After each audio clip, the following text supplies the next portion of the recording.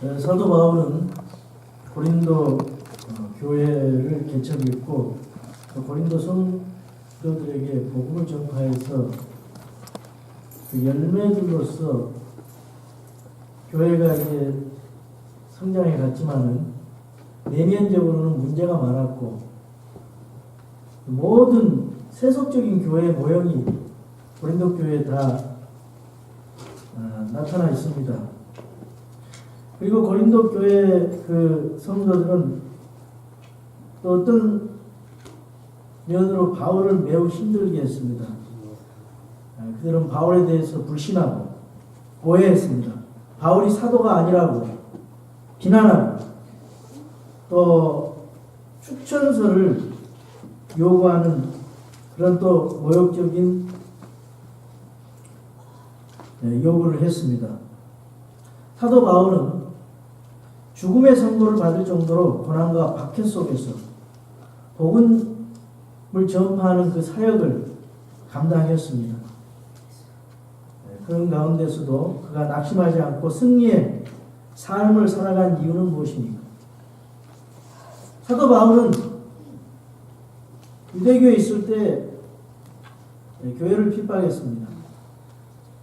하나님을 믿는다고 했지만은 그것을 하나님의 말씀의 지식으로 알고 하는 것이 아니라 잘 모르는 가운데 그저 열심만 있어서 교회를 핍박하다가 예수 그리스도를 다메스커스 도상에서 만나고 부활하신 주님을 만난 뒤에 자기가 죄인 중에 우두머리라는 사실을 깨닫고 또 자기 자신이 그리스도를 통해서 하나님께서 사랑으로 구원하신 그 은혜가 너무나 감사해서 그리고 이방인의 사역자로 새 상속 언약의 영광스러운 사역을 맡겨주신 것이 너무나 감사해서 이러한 6장의 말씀을 기록하고 있어요. 사도 바울은 많은 대적들의 반대에도 불구하고 이 영광스러운 사역을 포기하지 않고 그 5장 7절의 말씀처럼 믿음으로 보지 않고 그 걸어가는 그런 사역을 감당하는 것입니다. 그래서 우리는 믿음으로 걷고 보는 것으로 걷지 아니하노라 그런 고백을 하고 있습니다. 여기 오늘 본문은 사도 바울이 고린도 성도들에게 자신의 마음을 알리고 사랑으로서 그들의 오해한 마음들, 잘못된 것을 설득하면서 자기의 간증을 말하면서 하나님의 사역자의 마음을 보여주고 있습니다. 진정한 하나님의 사역자가 지녀야 할 마음 자세가 무엇인지, 사역자가 어떤 태도와 마음을 가지고 하나님을 섬기고 성도를 섬겨야 되는지, 하나님 앞에서 복음을 전파하는 사역자로서 사도 바울의 진솔한 인간적인 마음이 담겨져 있습니다. 하지만 이것은 물론 사도 바울이 목회자들에게 하는 말일 수도 있지만은 모든 성도들에게 다 적용되는 말입니다. 구원받은 모든 성도들은 하나님의 일꾼이기 때문입니다. 그래서 이 1절에 보면은 그런지 우리가 그분과 함께 일하는 일꾼으로서 너희에게도 간청하노니 너희는 하나님의 은혜를 헛되이 받지 말라고 말씀하고 있습니다. 이 고린도전서에 보면은 자주 헛되이라는 말이 나오고 있습니다. 고린도전서 15장에 2절에 보면은 예수 그리스도의 복음에 대해서 설명하면서 너희가 만일 내가 너희에게 선포한 것을 기억하고 헛되이 믿지 아니하였으면 또한 그 복음으로 구원을 받았느니라 이렇게 말씀하고 있습니다. 우리가 참으로 이 믿는다는 것을 그냥 건성으로 믿거나 이 믿음에 대해서 심각하게 믿지 않고 헛되이 믿는다면은 아무리 교회를 오래 다니고 아무리 하나님을 믿는다고 입으로 말을 해도 아무런 의미가 없을 것입니다. 오늘날 교회와 성도의 문제들이 뭐냐? 기독교의 문제가 뭐냐? 그 은혜를 헛되이 받고 감사하지 않는 것입니다.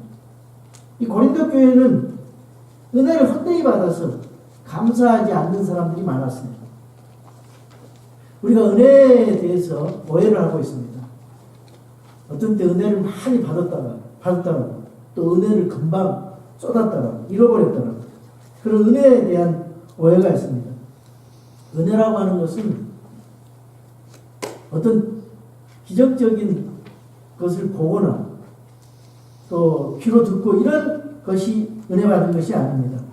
은혜 받는 것은 하나님의 말씀이 나에게 강하게 성령님의 도우심으로 말미암아 와서 부딪혀서 바로 알고 바로 깨달아서 하나님 앞에 순종하는 것입니다. 그래서 은혜라는 것은 반드시 이 행위야, 삶이 뒤따라야 돼요. 그것이 진정한 은혜 받은 것입니다.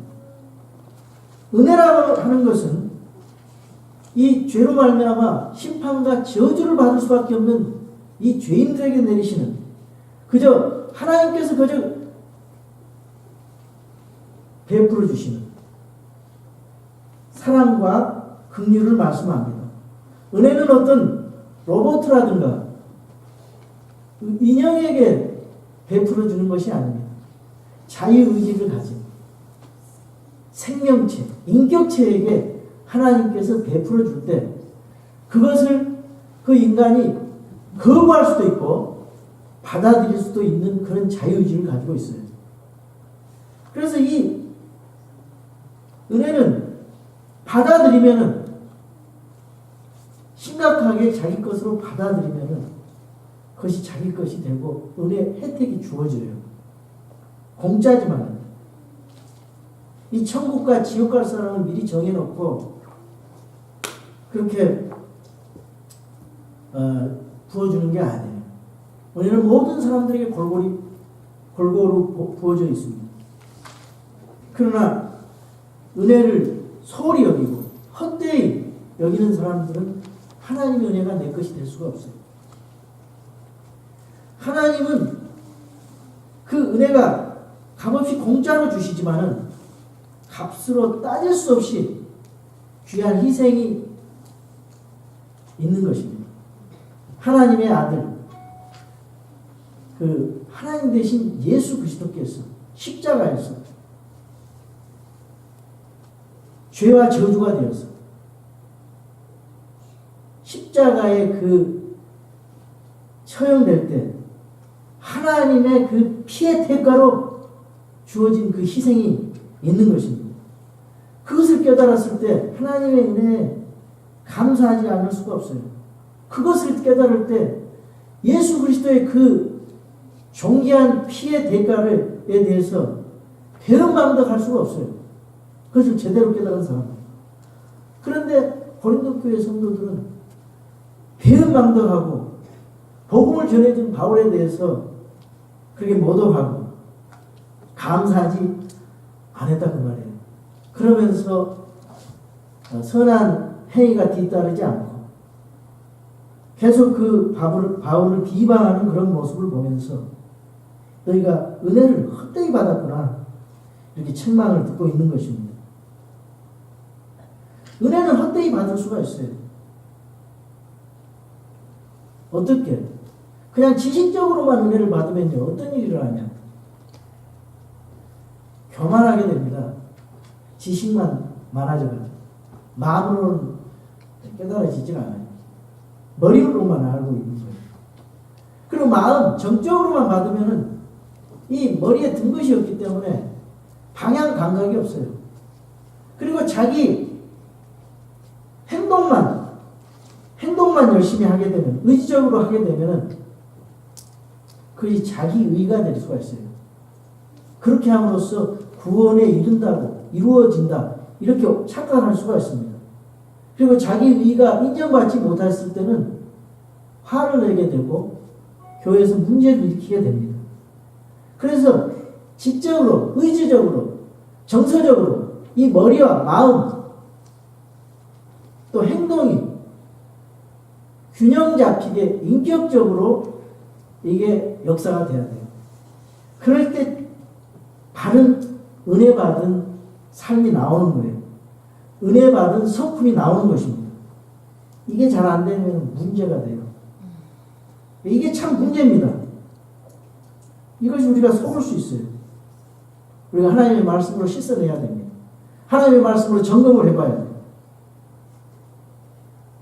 그래서 하나님의 은혜를 헛되이 받지 말라는 거예요. 제가 어제 축구부 우리 그 청년들을 모아놓고 복음을 증거했습니다. 하나님의 은혜를 헛되이 받지 말라 그랬어요. 진짜 하나님의 은혜를 심각하게 받으면 구원이 당신의 것이 된다. 그러면서 성경책 하나를 이걸 꼭 잊고 싶은 하나님의 1.1획도 변함없고 보존된 이 킹제임스 성경, 영어 성경을 보여주면서 이것을 꼭 잊고 싶고 갖고 싶은 사람은 손들어 그랬어요. 근데 거기 있는 중에 딱 한 사람 손들더라고요. 내가 줬어요. 은혜는 이렇게 공짜로 받는다. 그러나 그 뒤에 책임이 따른다. 말을 해줬어요. 난 그 사람이, 그 청년이 진짜 예수님을 믿었으면 좋겠어요. 2절을 보겠습니다. 그분께서 이르시되 받아주시는 때에 내가 내 말을 듣고 구원의 날에 내가 너를 구조하였노라 하시나니 보라 지금이 받아주시는 때요 보라 지금이 구원의 날이로다. 이 말씀은 이사야서 49장 8절에 나오는 말씀인데 원래 그 메시아에 대한 메시아가 십자가에 이 고통을 받음으로써 하나님께서 구원해 주신다는 거예요. 부활시켜 주셔서 그것을 이제 하는 말씀을 우리 성도들에게 적용하고 있습니다. 이 시대는요, 은혜의 시대예요. 교회 시대예요. 이 시대가 지나가면은 대환란의 시대가 옵니다. 유대인을 위한 경륜이에요. 그때는 그 환란의 시대를 끝까지 견뎌야 구원을 받아요. 그때는요, 너무 환란이 심하기 때문에 지금처럼 이렇게 쉽게 믿을 수가 없어요. 너무너무 힘들어서 때로는 믿음을 지키기 위해서 그 참수형에 처해지기도 합니다. 오늘날 많은 사람들이, 기독교인들이 몇 분에 한 명씩 지금도 저 이슬람 계통의 그 지역에서 죽어가고 있다 그럽니다. 그런 일들이 대환란 때는 이제 전 세계에서 일어나게 될 거예요. 지금은요, 그런 거 없이 자유시대, 이 자유국가에서는 마음대로 하나님의 은혜를 받아들일 수가 있어요. 그래서 지금이 구원의 날이다. 바로 지금이 받아들이는 때다. 여러분이 구원받지 못한 상태에서 죽으면 지옥 가게 됩니다. 하나님 앞에 백보자 심판에 서게 돼요. 그러니까 지금 예수 그리스도를 믿음으로만, 그 예수 그리스도만으로 구원받는 거예요. 지금은 믿음으로. 그리고 구원받은 사람은 반드시 그 행위가 뒤따르는 거예요. 그래서 에베소서 2장 8절에 너희가 믿음을 통해 은혜로 구원을 받았나니 그것은 너희 자신에게서 난 것이 아니요 하나님의 선물이니라. 행위에서 난 것이 아니 이것은 아무도 자랑하지 못하게 하려 함이라. 구원은 공짜로 주어진다 이 말이에요. 그런데 10절에 아주 중요한 책임이 있어요. 9절로서 끝난 게 아니라 구원받은 자는 선한 행위를 통해서 하나님 앞에 하나님의 거룩한 것처럼 우리는 거룩한 본성으로서 선한 행위를 하나님의 기쁨을 위해서 해야 된다 이 말이에요. 자기의 기쁨을 위해서, 사람들의 기쁨을 위해서가 아니라 하나님의 기쁨을 위해서 선한 행위를 해야 된다고 말씀하고 있어요. 우리는 그분의 작품이요 그리스도 예수님 안에서 선한 행위를 하도록 창조된 자들이니라. 하나님께서 그 선한 행위를 미리 정하신 것은 우리가 그 행위 가운데서 걷게 하려 하심이니라. 행위 가운데서 걷게 한다 이 말이에요. 그래서 우리는 하나님과 함께 일하는 일꾼이에요. 우리가 이 세상에서 구원을 받고 선한 행위를 위해서 걷는 사람이에요. 그래서 하나님의 영광을 위해서, 하나님의 기쁨을 위해서, 그 하나님의 마음을 알아들어서 우리가 기쁘시게 해드려야 돼요. 하나님의 아들들이 된 우리들은. 그런데 이 고린도에 가서 복음을 선포하고 교회를 세워놨더니 고린도 교인들이 선한 열매가 없다 이 말이에요. 사도의 마음을 아프게 하고 있습니다. 여러분, 구원은요, 시작입니다. 구원받고 제일 먼저 교회에서 해야 할 일이 침례를 주는 거예요. 교회의 권위로 예수 그리스도를 사랑하는 마음으로 그 예수 그리스도의 명령에 순종해서 성도는 구원받은 표시로 침례를 받는 겁니다. 세례나 유아 세례는 없어요. 성경에. 정말 하나님을 두려워하는 사람들, 하나님 말씀대로 행하는 자들은 이런 것도 정확하게 합니다. 이거 첫 번째부터 이런 거 순종 안 하고 헛되이 하면요, 안 돼요. 그 다음 건 또 소홀히 하게 됩니다. 그래서 우리 교회는 침례만이 옳다. 그 침례를 주는 거예요. 수많은 침례 성도들이 그것 때문에 목숨을 잃었기 때문에, 순교를 당했기 때문에. 그래서 이 교리적으로, 도덕적으로 순결하고 하나님의 말씀에 합당한 하나님의 뜻을 따라 행해야 되는 거예요. 우리가 걸어가야 되는 것입니다. 그래서 선한 열매를 맺어야 돼요. 그래서 라이프라는 말은 생명도 있지만 삶이라는 그런 뜻도 있어요. 성도가 구원받은 뒤에 하나님의 기쁨이 되는 삶을 살지 않고 선한 열매를 맺지 않으면 하나님의 은혜를 헛되이 받은 거예요. 그렇기 때문에 너희 구원을 좀 점검해봐라. 그러면서 오늘 이 갑자기 구원에 대한 얘기를 또 여기서 하고 있는 거예요.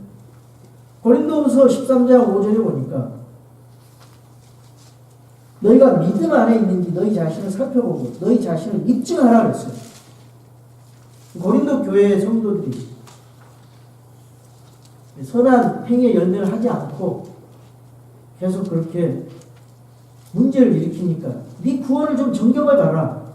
그런 마음으로 아직 구원받지 못했으면은 보라 지금이 받아주시는 때요. 보라 지금이 구원의 날이로다. 메시아에게 하신 그 말씀을 성도들에게 적용하고 있는 것입니다. 여러분, 주 예수 그리스도의 십자가의 죽음의 그 대속의 피를 믿고 오직 예수, 오직 믿음으로만 구원받습니다. 구원은 아주 쉽게 받습니다. 문제는 내가 진심으로 믿느냐, 헛되이 믿느냐예요.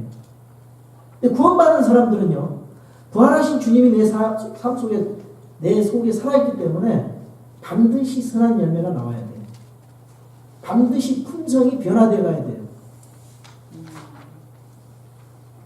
그게 없으면 자기 자신을 구원에 대해서 점검해 보라는 것입니다. 그래서 여기 보면은 은혜는 받을 때가 있는 거예요. 사람이 죽어버리면은 구원받을 기회를 잃어버리는 거예요. 오늘 당장이라도 죽으면은 지금 예배드리고 당장이라도 여러분이 죽을 수 있어요. 근데 아직도 구원받지 못한 자가 회개하지 않고 예수 그리스도의 복음을 받아들이지 않는다면, 안고 죽었다면 지옥 간다 이 말이에요. 그래서 지금 당장 회개하고 예수 그리스도를 구원자로 영접해야 돼요. 믿어야 돼요. 받아들여야 돼요. 그래서 받아주시는 때가 지금이란 말이죠. 그리고 이 교회 시대가 지나면은 주님이 오시기 전에 그 주님을 받아들여야 돼요. 지금 얼마나 쉽습니까? 그냥 믿으면 되는데. 지금 예수님 믿는다고 죽이지 않잖아요. 그 당시에는 예수님 믿으면 엄청난 핍박이 뒤따랐어요. 1세기 그리스도인들은 엄청나게 죽음을 당했어요. 지금도 이슬람교, 거기 이슬람 지역에서는 엄청난 사람이 죽어가고 있어요. 예수 믿는다는 그런 이유 때문에, 크리스찬이라는 이유 때문에. 지금도 북한에서는 지하에서 엄청난 사람들이 고통당하면서 믿고 있어요. 얼마나 우리는 자유스럽게 믿습니까? 이것을 감사하라 이 말이에요. 이것을 감사하는 사람들은 함부로 거짓말 할 수가 없어요. 그저 주님 앞에 신실해요. 그리스도인으로서 삶의 변화가 있어야 됩니다. 오늘날 수많은 교인들이라는 사람, 그리스도인이라고 말하면서 너무나 잘못된 생각과 행동을 하고 있어요. 그래서 교회가, 세상 사람들은 교회에 대해서 걱정을 하는 시대예요. 세상 사람들이 교회에 대해서 걱정을 해요. 가장 문제가 목회자예요. 목사예요. 가장 문제가 직분자들이에요. 하나님의 사랑을 오용을 하는 것입니다. 하나님의 사랑에 대해서 잘못 이해하고 주님을 두려워할 줄 몰라요. 그래서 마음대로 거짓말하고 마음대로 사기치고, 교회가 돈이라고 하는 우상숭배에 빠져서 이 좁은 길을 걸어가지를 않습니다. 정말 주님이 어떻게 생각하실까요? 주님의 마음이 얼마나 아프겠습니까?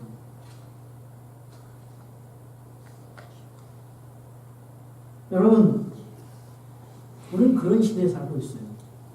진리를 전하면은 핍박을 받는 시대예요. 진리를 전하면은 이단이라고 하는 그런 소리를 듣는 시대에 살고 있어요.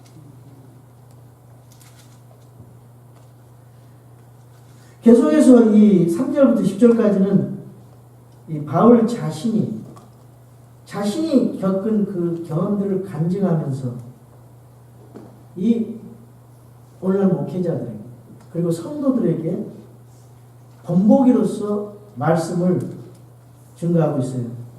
사역자로서 어떤 자세를 가져야 되는가, 어떤 마음을 가져야 되는가. 3절 계속해서 보겠습니다. 이 사역이 비난을 받지 않게 하려고 우리가 어떤 일에도 실족거리를 주지 아니하며. 복음 사역에서 가장 큰 방해물이 뭐냐? 목사예요, 목사. 목사가 제대로 쓰지 않으면 성도가 제대로 쓸 수가 없고, 목사가 잘못되면은 교회가 욕을 먹고 하나님이 욕을 먹고, 그래서 이 사역자가 본이 되지 못하면은 아주 망가져가는 것입니다. 그래서 이 사역자를 잘 세워야 돼요. 디모데전서 3장 1절대로 정확하게 점검을 하고 이 하나님의 말씀대로 사역자를 세워야 돼요. 3장 1절에 보면 남자가 그랬어요. 남자는 뭐냐면은 한 아내의 남편이라고 말해요. 감독의 직무를 사모하면 선한 일을 사모한다는 이 말은 참된 말이거든.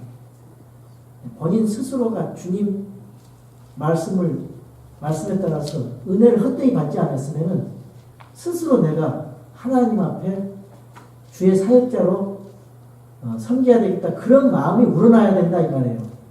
지금 네팔에 가 있는 한수연 선교사가 우리 교회 와서 이제 설교를 마치고 프레젠테이션을 마친 다음에 우리 어떤 성도가 물어봤어요. 선교사님은 어떻게 그렇게 메디컬 공부를 하다가 그 네팔에 가서 그렇게 사역을 하려고 마음을 그런 생각이 들었습니까? 그러니까 저는 예수님의 복음을 받아들인 순간 구원을 받고 나니까 당연히 주님 앞에 내 자신을 드려야 되겠다고 생각했습니다. 그 말이 저한테 계속 이렇게 마음에 와닿는 거예요. 그러므로 반드시 감독은 책망받을 것이 없으면, 이 뒤에 있는 모든 자격 조건이 있지만은 감독은 책망을 받을 것이 없어야 된다는 거예요. 이 책망받을 일이 있으면요, 그 감독 자격에서 안 돼요. 외인들에서. 그러니까 이방 믿지 않는 사람들에게도 믿는 사람들이 책망을 받아서는 안 돼요. 블레임을 당하면 안 돼요. 뭔가 흠잡을 것이 있으면 안 돼요. 왜냐하면 그 사탄이 역사가 되기 때문에.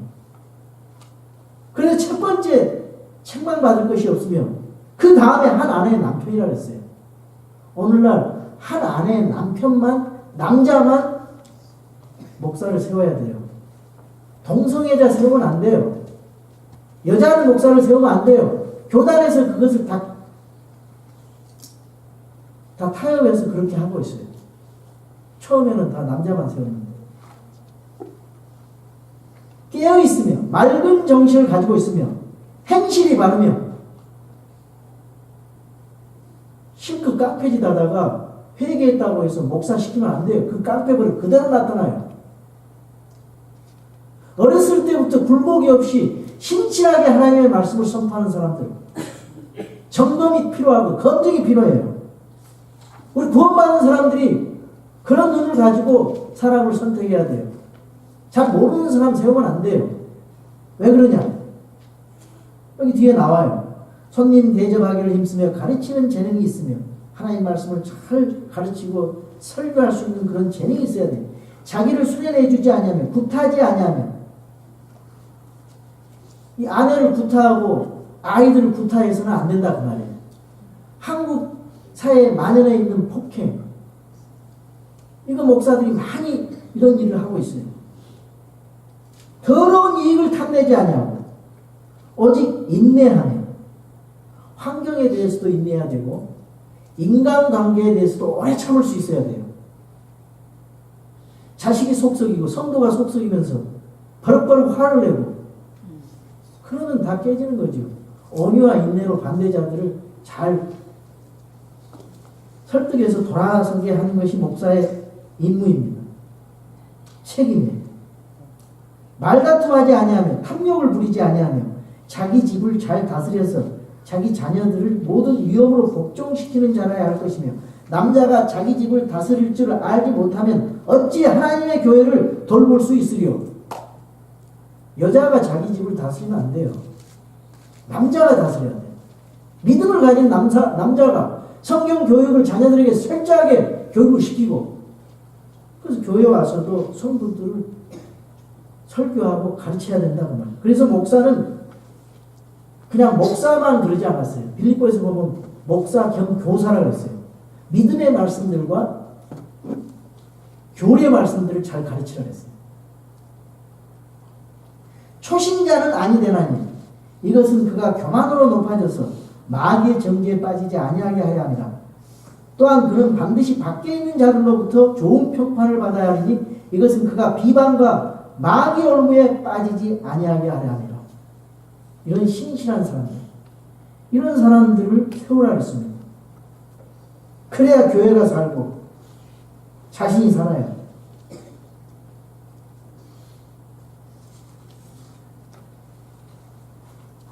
그래야 이 새 상속 언약이 비난받지 않고 또 실족거리를 주지 아니하게 된다 그 말이에요. 4절입니다. 오직 모든 일에서 우리 자신을 하나님의 사역자로 입증하되 많은 인내와 고난과 궁핍과 공경과 매맞음과 옥에갇힘과 소동과 수고가 깨어있음과 금식 가운데서 그리하고, 이 목사에게 닥치는 시험입니다. 이 사도 바울의 자기 자신을 간증을 하면서 이런 말을 하고 있는 거예요. 오늘 우리 성도들에게 또 우리 사역자들에게 닥치는 시험일 수도 있어요. 그러나 사도 바울이 받은 시험에 비하면 아무것도 아니죠. 그래서 이 사도 바울은요, 오직 모든 일에서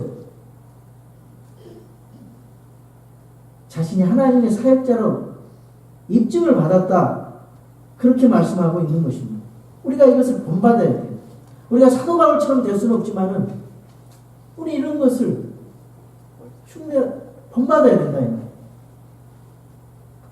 많은 고난과 인내, 궁핍과 공경, 매맞음과 투옥, 소동, 수고, 이 수고라고 하는 것은 레이버, 해산의 고통의 그런 수고로서 이제 그런 고통, 찢어지는 마음 아픔, 고통, 수고, 하나님의 일, 성도를 근심하면서 잠을 못 자고 깨어있는 그런 것들, 거룩한 근심을 하는 거죠. 금식하면서 자기 어려운 일을 당할 때 어떻게 할 수가 없어요. 지금도 우리가 금식이 필요해요. 하나님 앞에 금식하면 우리를 더욱더 주님께서 낮추시고 겸손하게 하십니다. 이 바울의 고난이 사도행전 20장 18절에서 21절, 고린도 후서 11장 23절에서 30절에 이제 나와 있는데, 사도행전 20장 18절에서 21절에 보니까 이런 말씀이 있어요. 그들이 그에게 오매 그가 그들에게 이르되 내가 아시아에서 들어온 첫날부터 모든 때 내가 어떤 방식으로 너희와 함께 지냈는지 너희가 알거냐. 내가 온전히 겸손한 마음과 많은 눈물과 또 숨어서 기다리는 유대인들로 말미암아 내게 닥친 시험들과 더불어 주를 섬기며 너에게 유익한 것은 어떤 것도 숨기지 아니하고 너에게 보여주며 공중 앞에서 또 집에서 집으로 다니며 너희를 가르치고 유대인들과 또한 그리스인들에게 하나님을 향한 회개와 우리 주 예수 그리스도를 향한 믿음을 증언하였노라. 얼마나 사도 바울이 고난 속에서 복음을 증거했습니까? 고린도후서 11장 23절에서 30절에 보면요, 아주 기가 막힌 일들을 적어놓고 있어요. 고린도전서 11장 23절입니다. 고린도후서 11장 23절.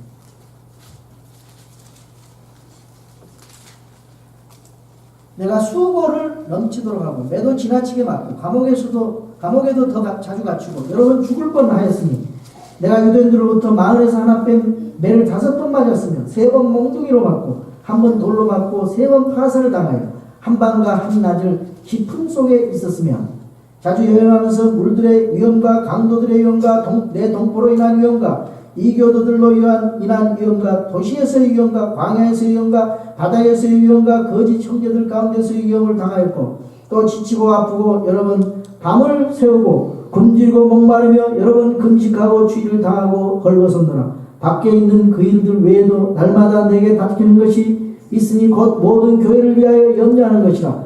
누가 약하면 내가 약해지지 아니하느냐. 누가 실족하게 되면 내가 애타하지 아니하느냐. 내가 어쩔 수 없이 자랑해야 한다면 나의 연약한 것들과 관련 있는 것들을 자랑하리라.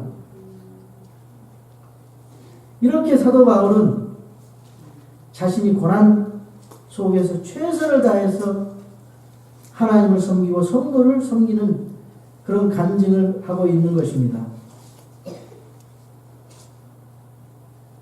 또 6절에서 7절을 보겠습니다. 순수함과 지식과 오래 참음과 친절함과 성령님과 거짓 없는 사랑과 진리의 말씀과 하나님의 권능과 오른손과 왼손에 든 의의 병기로 그리하며 하나님의 성령님의 힘으로 그 일을 해냈다 그 말입니다. 세상의 논리를 초월하는 그런 마음으로 자기 힘으로 하지 않고 하나님의 권능으로 했다 그 말입니다. 그 사역하는데 그 도구는 뭐냐? 순수함이었어요. 하나님을 하면서 목표를 위해서 수단과 방법을 가리지 않고 하는 일에 유혹을 받을 수가 있어요. 자기에게 세워놓은 비전을 가지고 그것이 하나님이 주신 비전으로 착각하고 주의 일을 할 수가 있습니다. 그런데 사도 바울은 속이거나 유혹하거나 술수로 목회하지 않았다고 말씀하고 있습니다. 또 여기 지식이에요. 하나님의 말씀에 대한 지식이 있어야 돼요. 정확한 성경의 복음을 전파했다 그 말입니다. 믿음과 교리의 말씀으로 양육했어요. 꾀부리지 않았습니다. 술수를 쓰지 않았어요. 그리고 인간관계에 있어서 오래 참음으로 친절함으로 했다고 했습니다. 성령님의 충만함 속에서 거짓 없는 사랑으로 앞과 뒤, 겉과 속이 일치한 위선이 없는 그런 마음으로 진리의 말씀을 전했다 그 말입니다.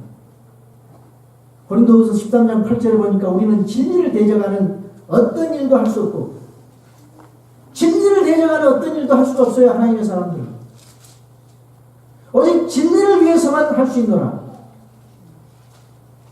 하나님의 말씀을 완전한 말씀으로 믿을 때 이 거짓이 없이 순수한 말씀, 처음부터 순수하고 하나님의 말씀이 보존되었다는 그러한 확신이 있을 때 이것이 가능한 거예요. 그 목숨을 걸고라도 주를 위해서 이 진리를 위해서 죽을 수 있는 거예요. 하나님의 말씀이 틀렸다고 생각하는 사람이 할 수 있어요? 확신이 없죠? 순수한 마음이 생기겠습니까? 자기 생각 적당히 버무려가지고 사람의 교리나 전통 뜻 버무려서 이것도 맞고 저것도 맞고 이거 있을 수가 없는 거예요. 역사를 통해서 그것 때문에 그런 상대적인 진리를 전파함으로써 얼마나 많은 사람들이 죽어갔는데요. 오늘날 포스트 모더니즘 시대의 특징이 뭐냐? 이것도 맞고 저것도 맞고. 그러나 하나님의 말씀은 절대적 진리는 하나예요. 그것만을 전파할 때 변화가 일어나고 하나님의 권능이 나타나는 거예요. 이 절대적 진리가 죽어갔어요. 예수님 외에도 구원자가 있다는 거예요. 다른 종교에도 구원이 있다는 거예요. 하나님 말씀, 하나님은 한 가지만 시켜줬잖아요. 변경시켜줬잖아요. 고린도전서 3장 21절에 그러므로 아무도 사람들을 자랑하지 말라. 모든 것이 다 너희 것이니라. 바울이나 아볼로나 게바나 세상이나 생명이나 사망이나 현재 것들이나 장래 것들이나 모든 것이 너희 것이요. 왜? 모든 것 문제를 해결하신 예수 그리스도 안에 있기 때문에 그분이 우리의 해답이시고 해결자이시기 때문에 우리가 이런 고백을 할 수 있는 거예요. 너희는 그리스도의 것이요 그리스도는 하나님의 것입니다. 믿으십니까? 그래서 이 복음을 전하는 사람들, 하나님의 왕국을 위해서 말씀을 선포하는 사람들은요, 천하보다 귀한 사람, 죽어갈 사람을 구원시키고 변화시키는 그런 귀한 사역을 하고 있어요.